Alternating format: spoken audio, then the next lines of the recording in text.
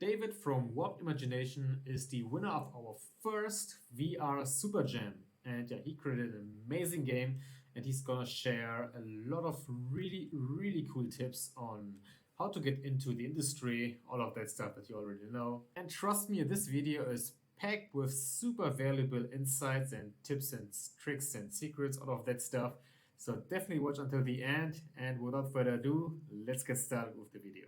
So, David, super cool to have you on this chat, and yeah, really excited for today's session because you are the winner of our very first VR Super Jam, and yeah, your game was just so good.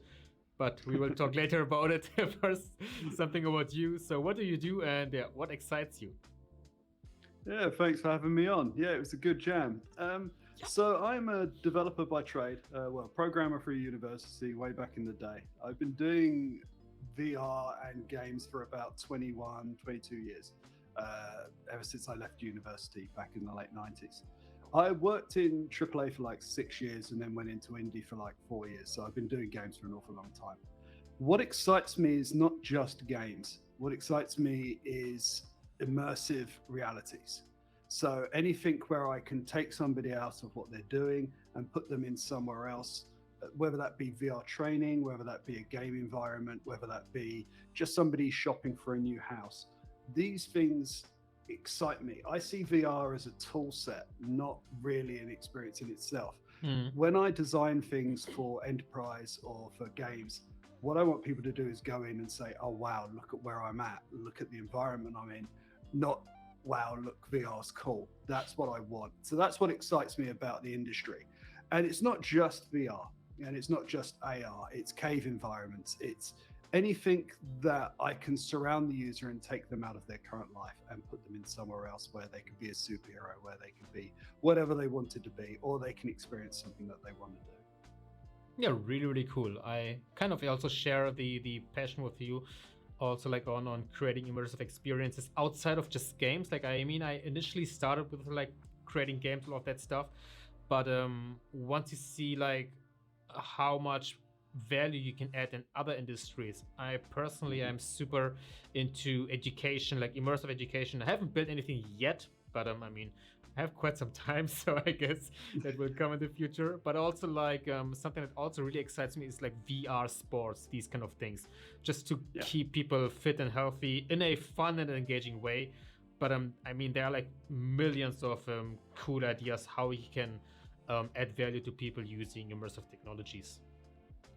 Yeah, exactly. I mean, I once did a four-sided, four-story tower for Lollapalooza back in the day. I used to run a team that did these sort of immersive advertising, immersive social media platforms. And one of the things we had on that was a giant funhouse mirror. And this would use Snapchat filters and AR to basically bring the person. And they're all drunk. It's a music festival. They turn up, they're looking at the camera, and this big screen in front of them is showing them dancing and playing around as other things are interacting with them, like birds landing on their heads, etc. It's that sense of fun and enjoyment that really appeals to me. And you can get that with VR education, and you can get that with VR training. Absolutely, yeah, super cool.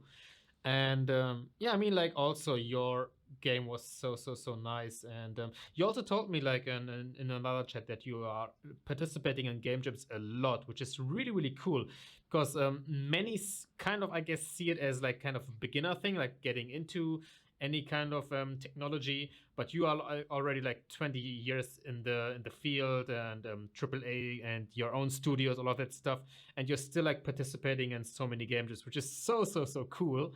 And so what value do you see in participating in game jams? I would really like to see your opinion on this as well. Yeah, so as you say, when you're starting out, game jams can be very useful as a portfolio piece, as a networking piece. You can build up your own education through game jams, through learning from others and seeing what others are doing. So I've always been a big proponent of them. Get out there, get them done.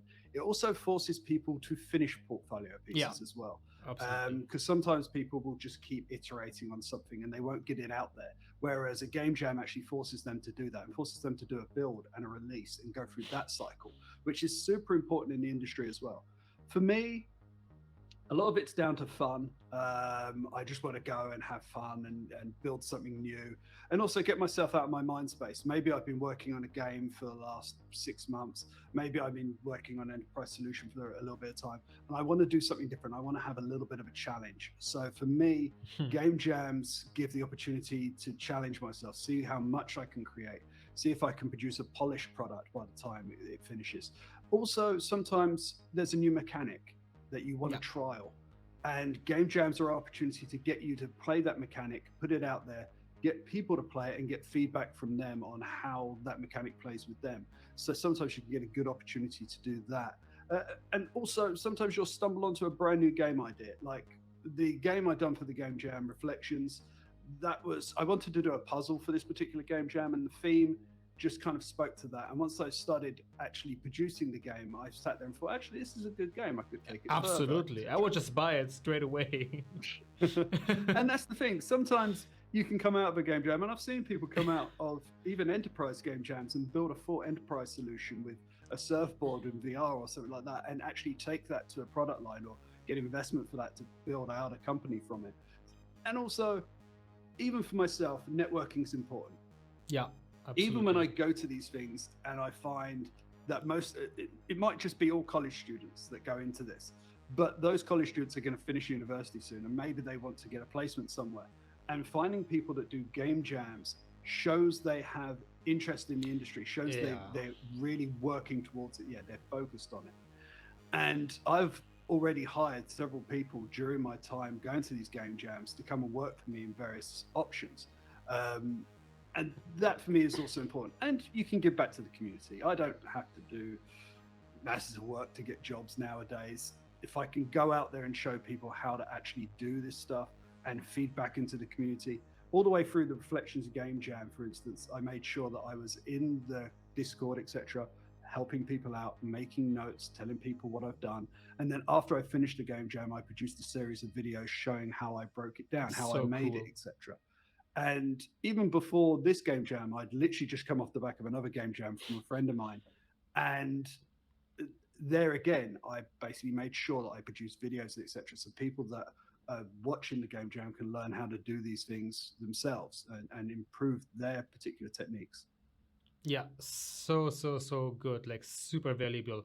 It's kind of like what I also try to get really down into my community, and it's so good to hear it from someone like you who's already like 20 years in the field, who has tons of experience. And it's always like something that I tell people, like game jams can help you so much. And I can say this from personal experience. I think I've also probably been like on 2-3 dozens of game jams now, because in 2016 and 2017 I went to like a game jam every single month. There was like this monthly mini jam event in Berlin here, and you had to finish a game in like 8 hours basically. And one of these game jams actually got me into build a full ship mobile game, which actually won a Microsoft award kind of thing. And I also published it on the App Store. It was kind of like literally, it's my go-to story already. It's like how I got almost all of my jobs like immediately, like super fast. When someone asked me, hey, what do you do? I'm like, yeah, I make games, I do programming. Here's my game, check it out. And you just push it, like physically give it to their hands basically. They see what you've built in that jam. I mean, like I of course further iterated over it, but it opened like so many doors for me, aside from networking, meeting cool people, learning, and it's just like an insane value that it has given to my life as well. And yeah, I mean, you just basically said the same, so super happy about that. Yeah, I mean, back when I was at university, they didn't really exist. We had hackathons every now and again, and we'd go and hack something together, which is the same sort of thing. But game jams are so much more refined now. And even with the pandemic being out there, they've just become more refined and more online. The awkwardness of going to somewhere and doing a game jam for 48, 72 hours is kind of dissipating off now. You get to be at home and do it yourself. Obviously, that makes it a little bit harder for some of the groups and building those teams.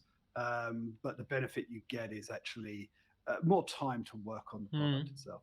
Absolutely, yeah. I mean, that's one of the best feedbacks I've got from you. Our next game jam will be not like a 3 days thing, because you don't have to do it if you are remote. Basically, like you can just stretch it to 7 to 10 days, and then you can have like a human life as well next to building your game, and I think that is a really, really great benefit. So what are the biggest mistakes that you see people in game jams? I think that is something that you as an audience watcher, you can really benefit from. Or if you're just starting a game jam. Actually, it's so funny because right now, in this very moment, we are organizing another game jam for a university right now.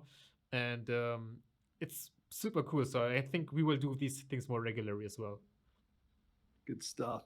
Yeah, I mean, the main thing is not to dive straight in. A lot of people panic. They look at it, they go, it's a game jam. I've got 72 hours. I've got to get done, or I've got 8 hours, 10 hours. The most important point is not just start building something when you don't know what you're building.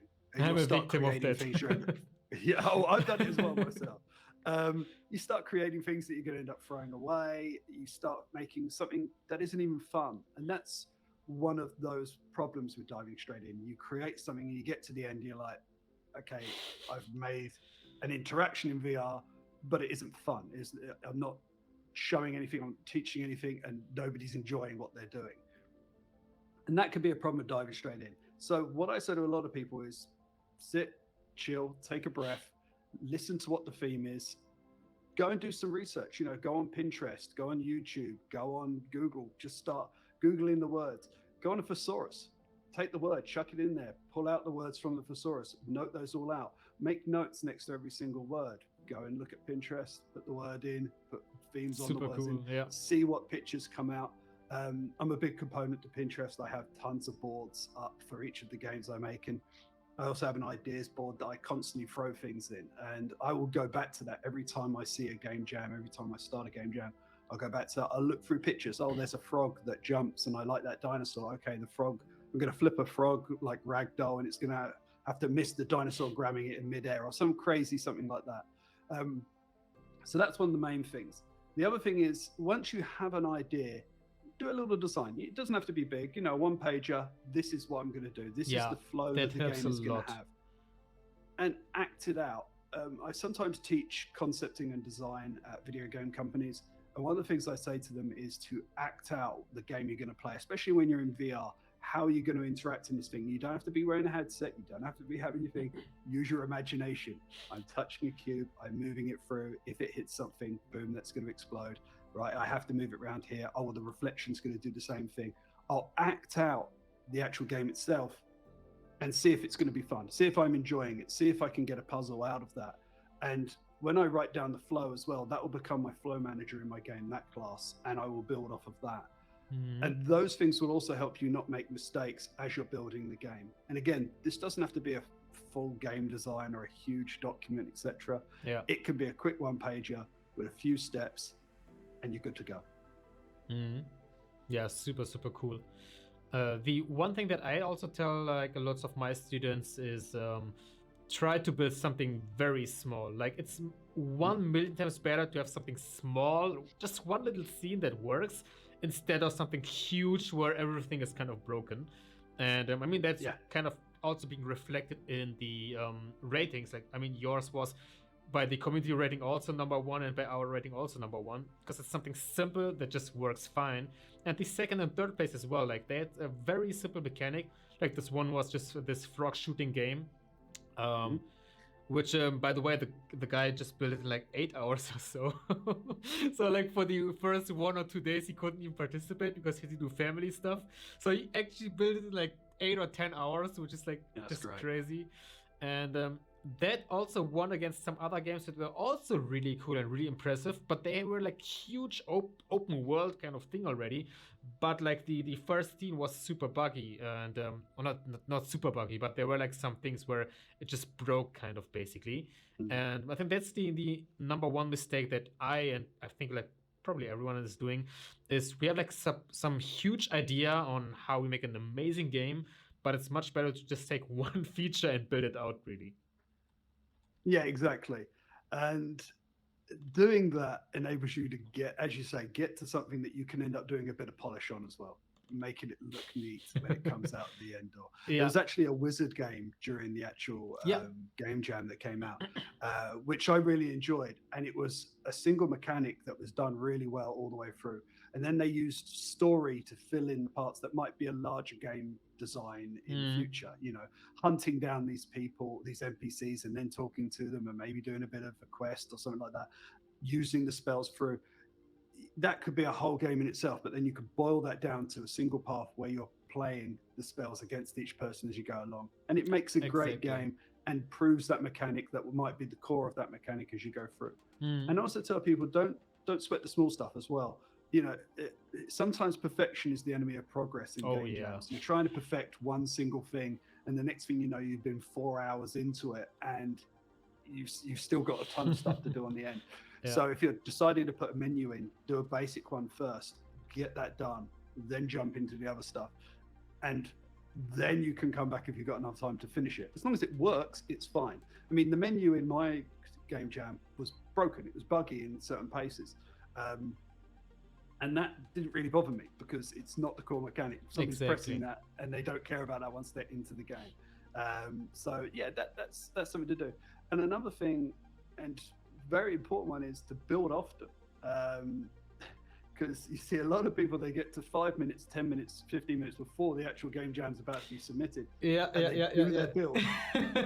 And suddenly all these bugs appear because they're awake and starts the Unity or the wrong way around, or something's being initialized first and something's being initialized later. A lot of people don't realize that in the Unity editor, your scripts are done in a certain order. When you do a build, they're actually done in a different order. Now you can set that in a option in Unity, but a lot of people don't go into that deep a depth to set those script ordering. Now that's why you have that awake and the start statement as well. Absolutely. So you can do things in awake, like getting your components, and then you could be actually setting up things and communicating with other components in the start. So do that build, make sure that when it goes so important. It's still working. And I like to build, every time I do a feature, I do a build, check it quickly, and then I know that's working, and I know when I get to do my last build, I'm going to have a much easier time with it. The other thing is to have very quick editors. So in Unity, I'm going to speak about Unity a lot because that's the main engine I use, and I've used the last 10 years. What you can do is you can write these inspector overrides. So you create a component, and then you can actually have a custom editor for that component. Now, if you produce those really quickly, you can add buttons incredibly quickly to those that actually do some testing for you. So let's say I have a menu and it has a show and hide animation. Now, I don't want to have to run up the game, play it all the time, and then wait to get to that particular menu and funnel through that. If I've got that show and hide button, I can just press those in the inspector and see it working immediately, and I don't have to do that process of debug. So there's another quick tip on how to move forwards. But the main one is build often, test often, and make sure you're not going to get to that last hour. Because the worst thing is you've done 72 hours and then suddenly you haven't got a game that you can show. It's better to have something you built at 60 hours that works than 72 hours and doesn't even come up. Exactly. Yeah, I mean, I think that's some mistake that you just do once and then never again. It happened to me one time as well. It's just like at the end, you just build all the time, and then you naively think that you can just like build and run and then just submit it, but it usually doesn't work. Like there's something going on that is just wrong, and then you just hate yourself for that. But you only do the mistake once because it hurts so much, basically. It does. It's like putting your hand on a hot stove, basically. It's just like one time you burn really hard and then it never happens again. And you just tell everyone, build your stuff regularly. We've all been there. We've all done it. It's a normal part of getting through these things. But absolutely. Yeah. So you gave one tip already, which is really cool. The custom inspector kind of things that you can use, the buttons. So what are your other like top secret tips for having amazing results? I need a fancy name because I'm a YouTuber. So I'm perpetually designing. I ingest an enormous amount of content. I watch masses of TV programs, anime, films, play tons of games. As I say, I load up Pinterest every day, go through the feed that it's giving me, pull out some bits, cool. etc. And it enables me to design constantly. And one of the things I do off that is if I see a picture or I watch an anime or I watch a TV program, or I really like what they're doing there, there's a cool game mechanic or there's something in there, I'll pull it out and I'll make a one pager for it. And this is just a quick one page in Google Docs where I just say, I saw this, this is the reference, I think it could be this, maybe funnel it out a little bit more into that single document. Now, how this works into a tip into a game jam is that if you learn how to do this and you become proficient in expanding concepts, then when you get to a game jam and somebody gives you a theme, you can do that same process again. You can expand your concept. And also, you might have seen something already in a picture, in a film, in a TV program, and you're like, that theme reminds me of this, that reminds me of that, and I know where I put that, and I've got this concept doc about it. And you can even pull that stuff out and produce a game off of one of those concept docs. So that's one of the main things. The other thing is, and I did a little video on this, is if you're doing a VR game jam specifically, nearly 100% of the time, well, say 90% of the time, you've got normal hands, and those hands are doing something in the world. And a lot of people take ages to create hands, put them up there, and have them interacting. Yeah, that's if a you good don't one. get source code on how to do that individually, Unity doesn't have that. And even when you download like the OpenXR project and you download the sample, it doesn't have those hands there straight away. So what I try and do is I have a process, and I've done it's an awful video, it's like an hour long, on how to basically build hands, how to rig them, and how to have them working in about an hour. The video's an hour. You could probably do this in half an hour if you get it down. If you practice that before you go to a game jam, you don't have to practice it a lot. You just have to know how to do it once. Yeah. Then once you start your game jam, you know you're going to be doing that interaction. And while you're thinking about your theme and everything, and you're doing your design, you've done your theme, you've done your design, you've worked it out. You can do that quickly, and then you can say, okay, boom, there's my hands, there's my rigs, they're ready to go. I like the design I've done. Now I've got my hands working, and you can go straight into the mechanic. Yeah, that helps a lot. A quick tip on how to do it. Yeah, it's super, super essential. I mean, also, like, since I really, really believe this is like also really essential in any kind of jam to have some base stuff already done, really. We also provide usually, like, on the VR Super Jam we had it as well, and this one also, we usually provide like a base project already with the hands included, with the teleportation, That's great. with the basic VR setup, because these kind of things usually take like 6 to 8 hours for someone who hasn't done it like on a regular basis. And it's just like pure frustration. Like the first build is usually the hardest one. Goes for jams and goes for real life as well. But once you have like all these annoying set of things done, you can really get started. And that's why we also provide these packages. But again, like if you don't have us, then you can use your video also to get the hands at least done already. And then you can just jump put them in. That's a good point. Some game jams require you to do everything from scratch. A lot of them don't. They don't care that you have menus. They don't care that you've got other things. And if you go into a game jam that says, you can have things already as long as it's not the core mechanic of your game, then one of the other things I would say is code templating. It's a way of creating Unity scripts really, really quickly with sections in there and setting up code snippets in Visual Studio. And code snippets enable you to start entering a field and then pressing tab, and it fills in whole swathes of code for you.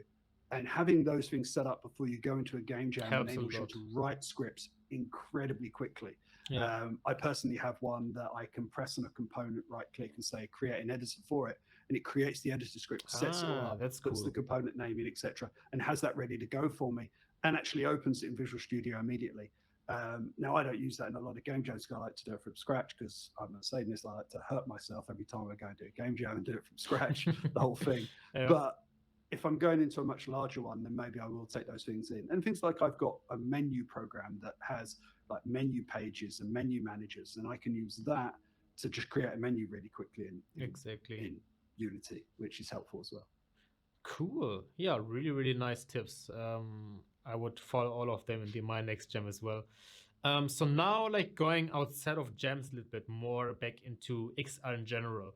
I mean, like, that's such a huge topic. We can have a dedicated interview or video on that.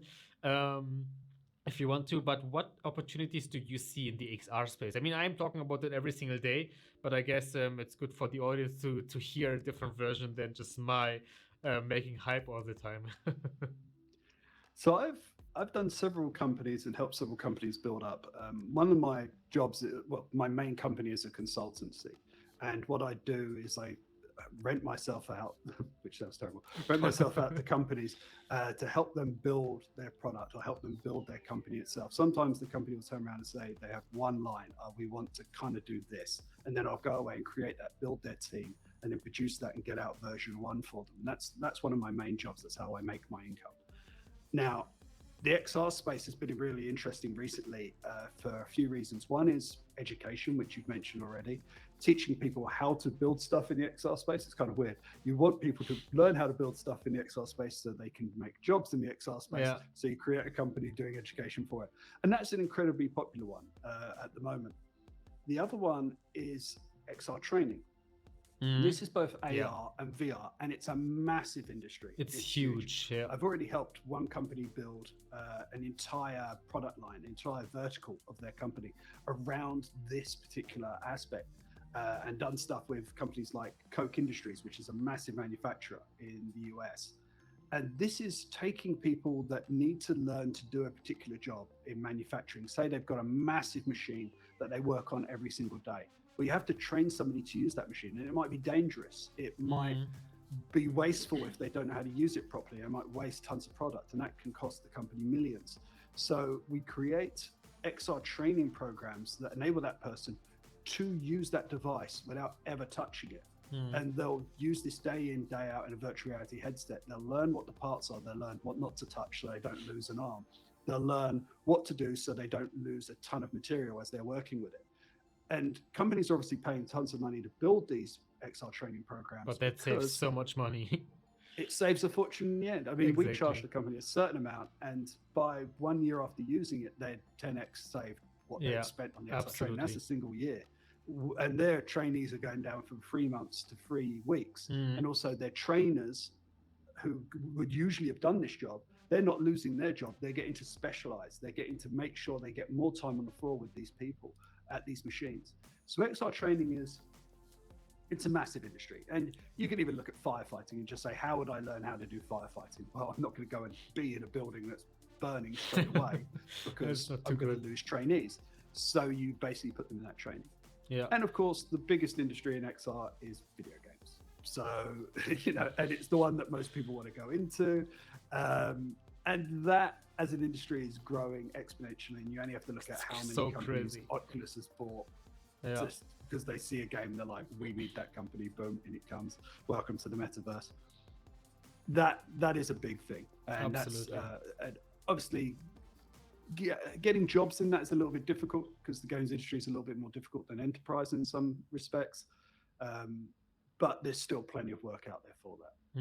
And it's growing like crazy. It's growing so much. The demand for AR and VR developers, it's just it's a very interesting space, I would say, to kind of like sum it up, because I think we can spend like all day on this topic. But really cool to hear your insights on that. So what is your kind of like final and best advice or very good advice on upcoming XR creators? So someone who is not in this field yet, but who's super interested, he really wants to become a XR creator, developer, designer, something like this. What would be your advice on that? So I hire a lot of people. Very good. On a regular basis. And one of the things I say to people is they need a portfolio now. Even if you're a programmer, you need to have a portfolio. If you don't have one, I ignore you because somebody else has one. Thank you. You don't have to have a degree either, but that portfolio is super important. Some companies still ask for a degree because it's a way of chopping out the amount of people that apply to those companies, but a lot of companies don't. A lot of my job adverts I put up now don't have degrees listed in them because I don't think they're relevant for a lot of people these days because there's so much content they can get out there. Absolutely. And they can produce those tools straight away. That's not to say they're irrelevant completely. They are still relevant to you, and especially when you're coming out of, say, high school or something like that, getting a degree actually is a form structure of learning that helps you learn, whereas just go straight into it is very hard for a lot of people. Now, those portfolios, they don't have to be massive, and they don't have to have entire finished games in them. They can just be a simple mechanic. Exactly. And this is where game jams come in. Having just a list of game jams that you put into your portfolio is impressive. And yeah, absolutely. people will take that and use that.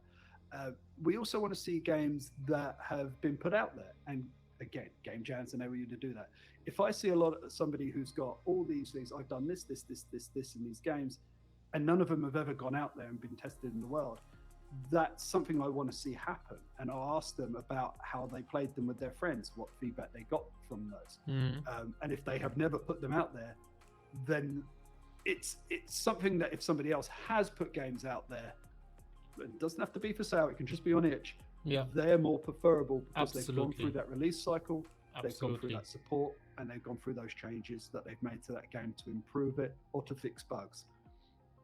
So if you're an upcoming XR creator, there's no excuse.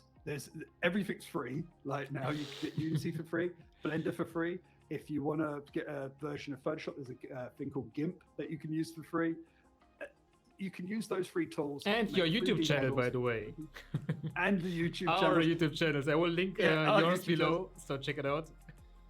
Yeah, there's just tons of resources to be able to create this stuff. There's no excuse not to be doing it. Yeah, absolutely. And if you come out and you come to me and you're like, I've just finished a degree and that's all you have, I'm not interested. Yeah, I've just finished this certification. If I don't see something, I'm not bothered because I've got 20 other people that have those things there. Especially the ones who participated in the VR Super Jam. Oh, exactly.